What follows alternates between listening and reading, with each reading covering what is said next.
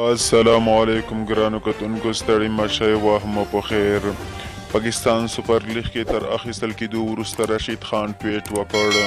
د افغانستان کرکټ ملي لوبډلې مخکښ وروتوب اچونکی رشید خان چې د پاکستان سپر لیگ د شپږم پړاو سیالیو لپاره د لاهور قلندرز لوبډلې اخیستی دی، تزای په دې اړه ټویټ کړی دی. رشید خان په ټویټر کې لیکلي دي چې د پاکستان سپر لیگ کې سږ کال د لاهور قلندرز لوبېدو ته ډېر لیواله یم.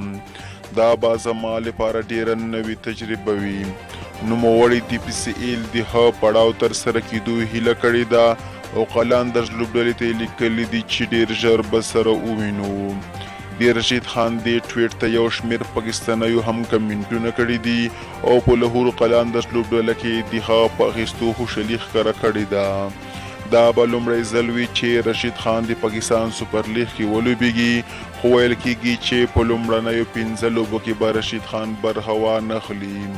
د رشید خان ترڅنګ په پاکستان سپر لیگ کې د افغانستان کرکټ ملي لوبډلې نور لوبغاړي هم اخیستل شوي دي چې له هغې جملې څخه محمد نبي، مجیب الرحمن، قیس احمد او نور احمد لکڼوال اخیستل شوي دي چې دوی به په بیله بیله ټیمونو کې لوبې وکړي.